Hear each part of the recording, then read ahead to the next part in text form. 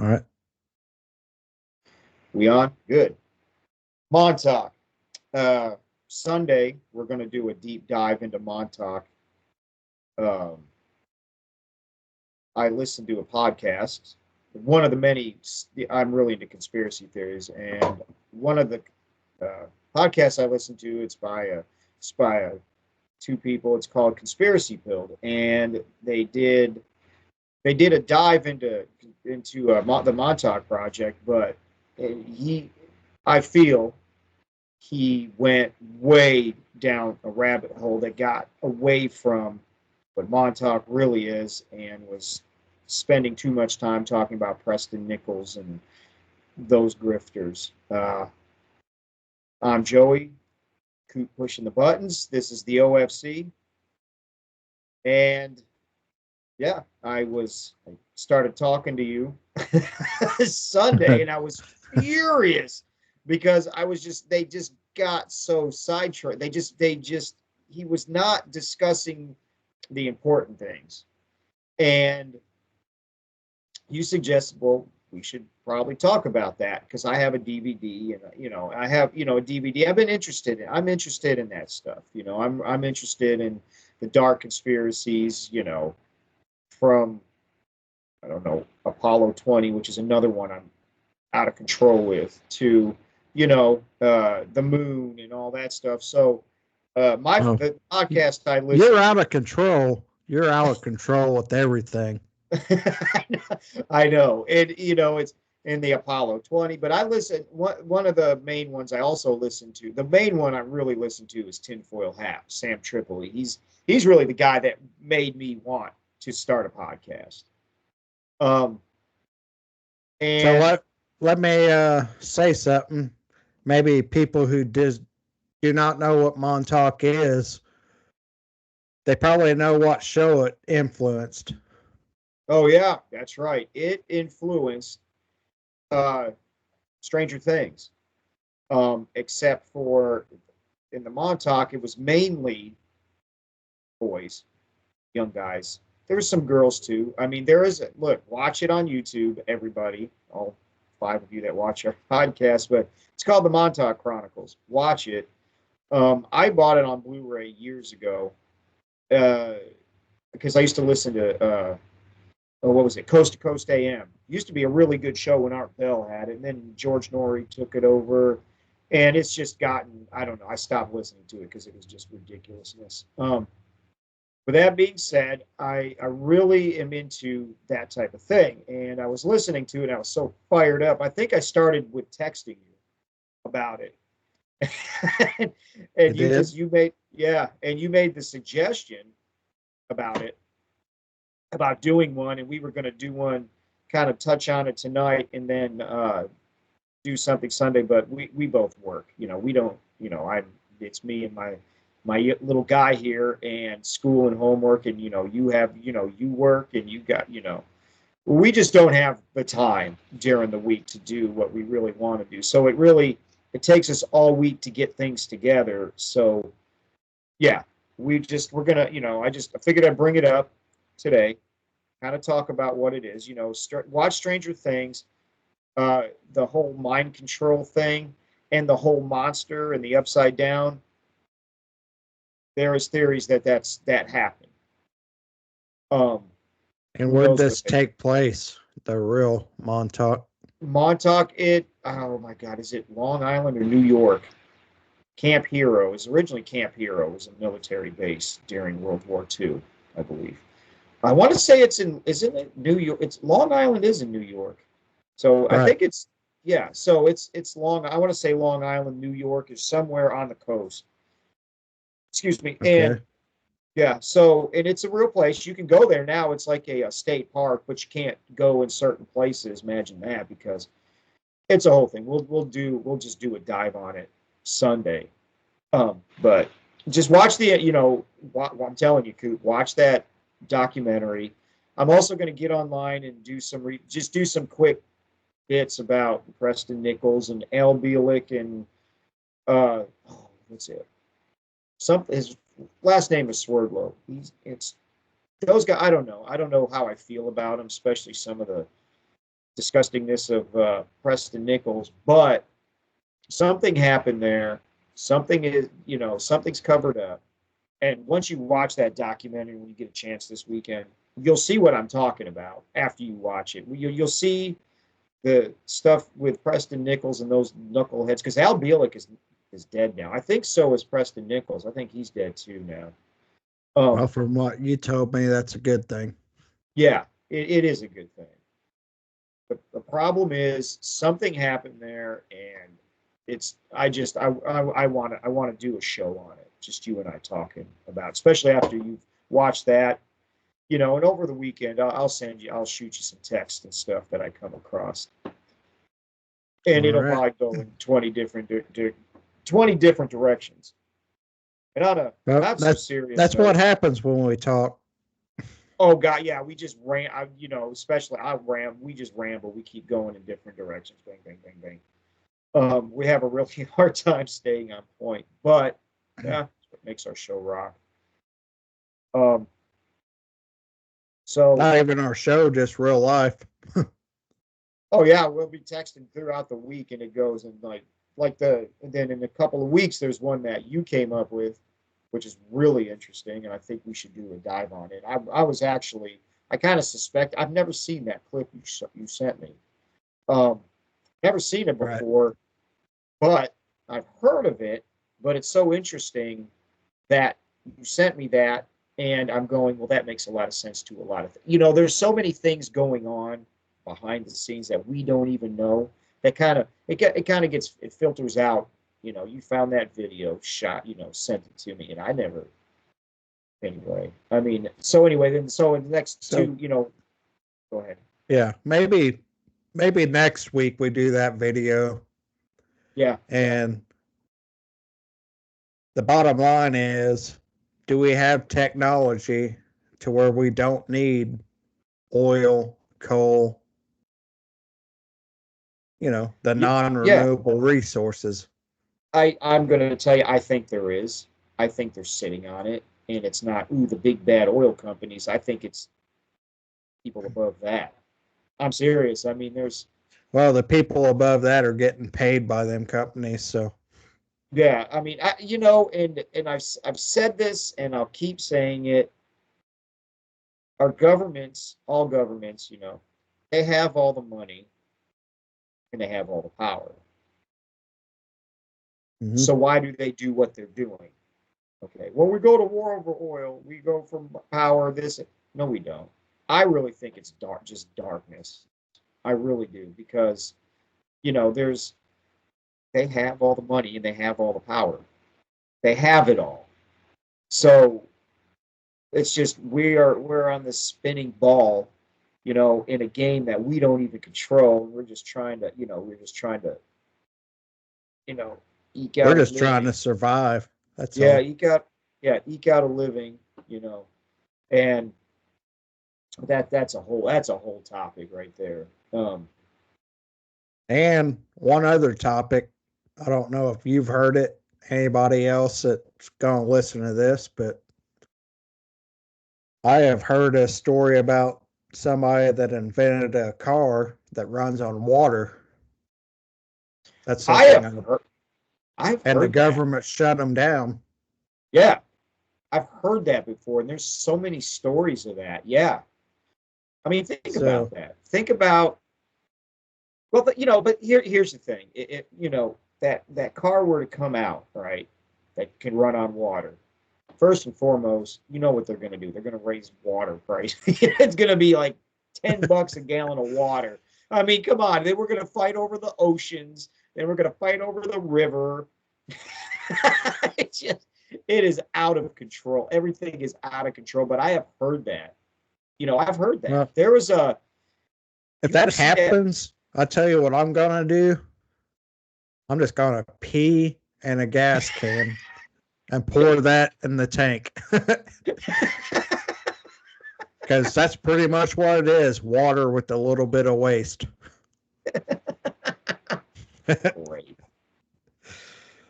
But there was a movie. Oh, and it was a Keanu Reeves movie, and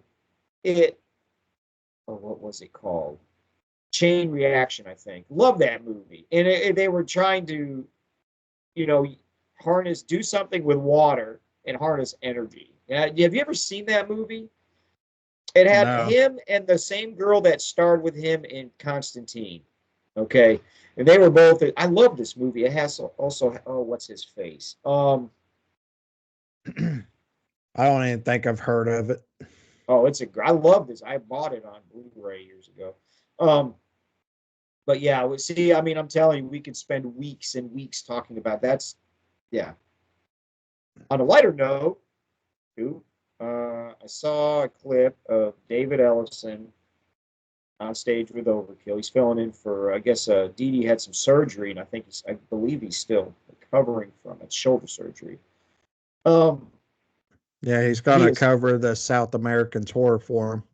I mean, he is no Dee Dee. Dee Dee is just, he's Dee Dee. And you're seeing Dave up there. He's, well, okay, I don't know. I don't know what to say. I mean, it's not Dave's that he doesn't Overkill. Suffer. Say what? Sorry. Diddy's Overkill. Dave is Megadeth. Each of them's been with their band for over 40 years. Yeah, well, Dave was gone for a while. Came back. Oh, yeah. He's gone. Nobody cares what he did whenever he got kicked out of Megadeth. No, you know what? It's funny. I would make fun of him. If I were, first and foremost, I understand why Dave Mustaine did that. And if it, music is a business. Okay. You got to eat.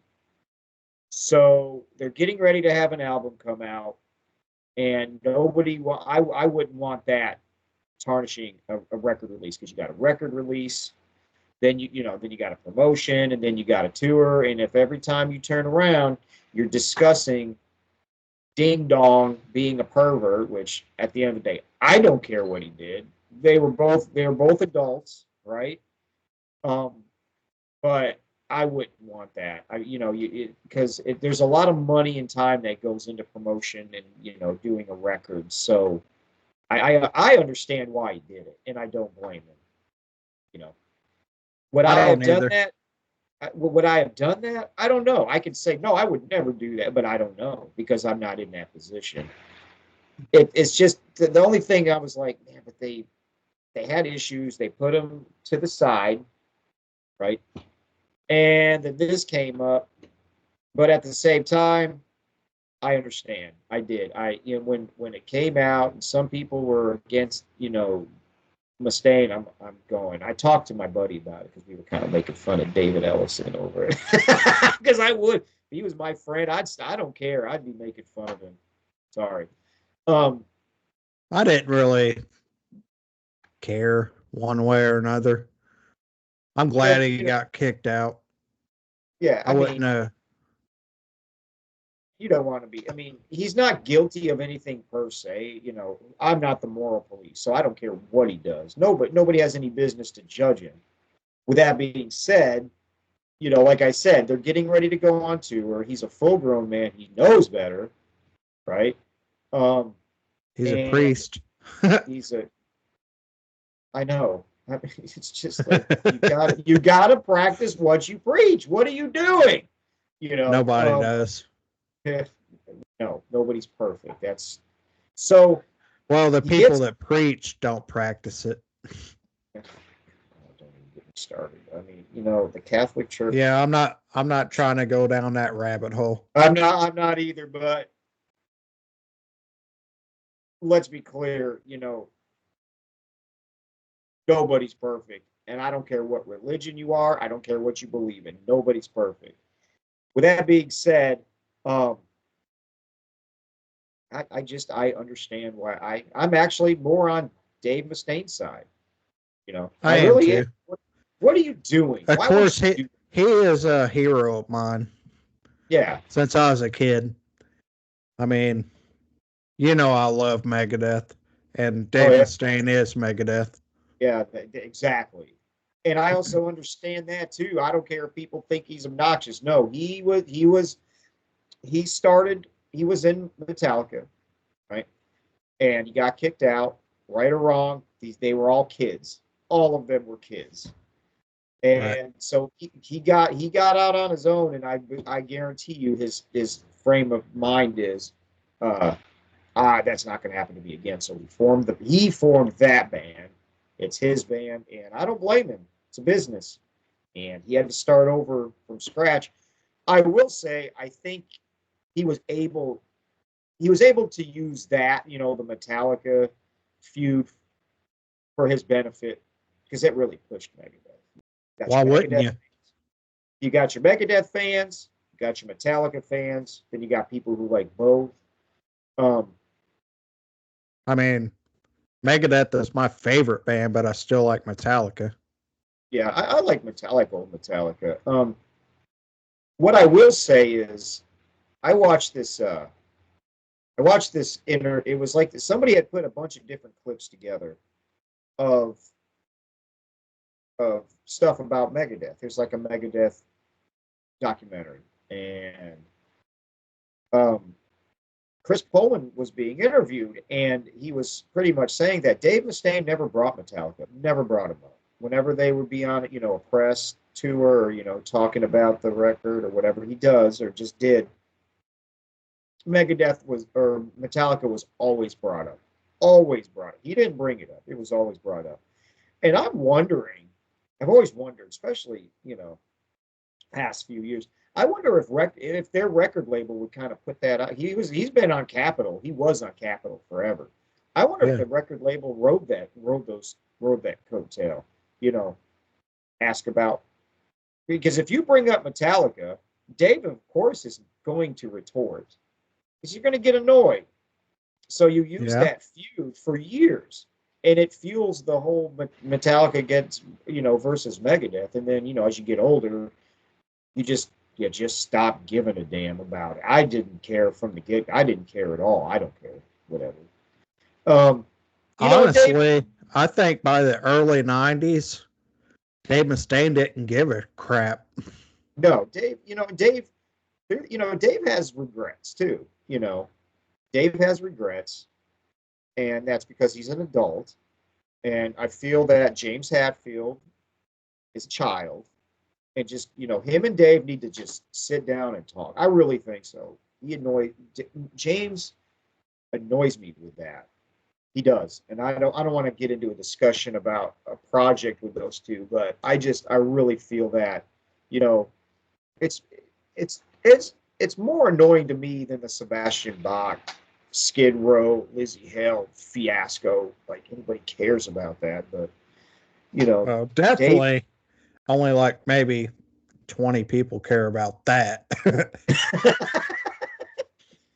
Lizzie Hale's Lizzie. I don't care.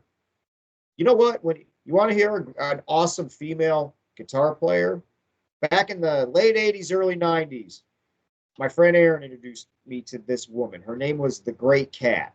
Okay, she had put out some CDs, and that woman could shred, buddy. Try to look it up. Try to find it. The Great Cat. She was amazing. That I've woman never could shred. heard of it, but I will check it out tonight. Check it out. Try to find it. Try to YouTube it. Try to, Spotify, whatever. She was a badass. That is shredding. Lizzie Hale, not so much. So I don't want to hear about Lizzie Hale anymore. I don't like her guitar. So there you go. But, getting past the Skid Row garbage, Dave and James, they need to, yes, and sometimes Dave is Dave.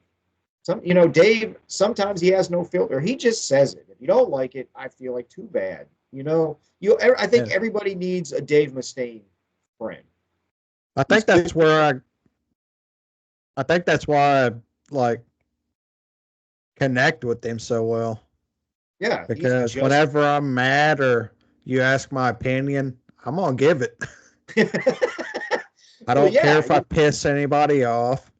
Who cares? Yeah, well, and that's why I like Dave. So, Dave sometimes says things, and children get butt hurt, and adults either laugh or go, well, he probably has a point. You know what I mean? That's why I like Dave Mustaine. I really think he is one of the survivors of thrash. Of really, I mean, and he just keeps going. So I just yeah, you know, I'm glad David Ellison's carrying on and doing his thing and playing an Overkill. He's helping him out. He is. He's helping him out. So and also I guess I don't know if Anthrax has put out a video, but I guess there's a picture of Dan Lilker with them on stage. So yeah, I knew he was going to play with them. I haven't heard any of it yet, but that excited me whenever I saw it. Dan Lilker, come on, SOD. And by the way, did you read that there's some kind of side project with John Bush, the drummer from Overkill, some other people? That's like a project. It's like a little thing they're all doing. I like John Bush. I like his vocals. Always have. Oh yeah, I love Armored Saint. I love the John Bush era Anthrax. I do too.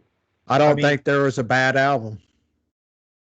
I think The Sound of White Noise to me was them the whole record it's a good record, but some of the songs just they don't feel right.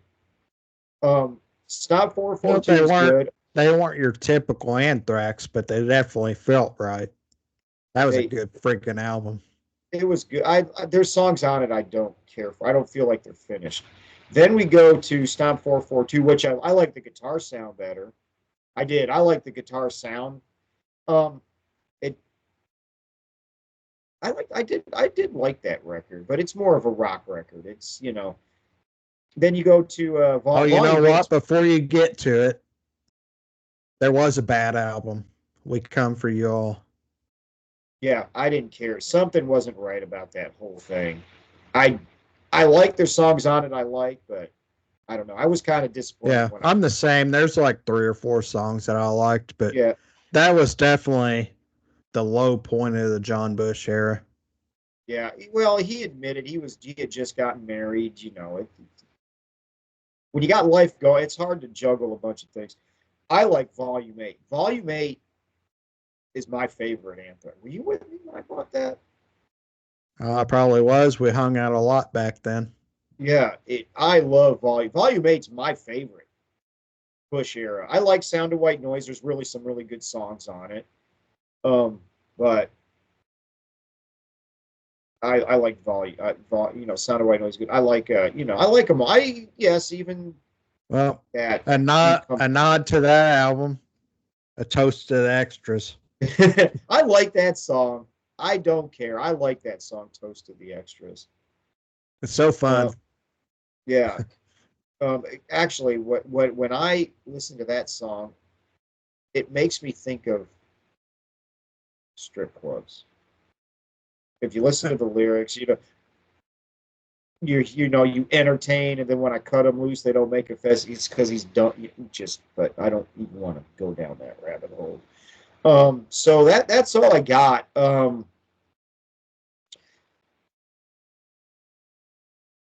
Montauk Sunday, not much really going on. I mean, I tried to look at, I look at Blabbermouth and, Metal Injection, and just, to me, just really just not that, there's not that much going on, man.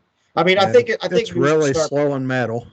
Yeah, I think things will start picking up when the summer gets here, and all that. And we're never gonna sell out and talk about dumbass Jelly Roll and stuff like that. I just don't care. I don't care about him. Just like what's her face? Apparently Beyonce, even though she's got issues with Jay-Z and Diddy, she did a country record. Guess what? Don't care. People are trying to make a big deal. It's like, I don't care. White people do rap music. She has every right to do country music. Don't care. Still not impressed. Haven't heard any of it. I'm not going to listen to it. Why? Because I don't like country music. It probably sucks. It's country. I mean, if you like country, you might like it. I don't know. I don't know what's going on, but yeah. So that's all I got. All right. I don't have much either. Been a long week at work. Haven't I hear. haven't thought of much to talk about. Yeah, it's just been rough this week. So yeah, so that's all I got. I'm done. If you ain't got anything, I guess we'll sign off until Sunday. All right, we're out.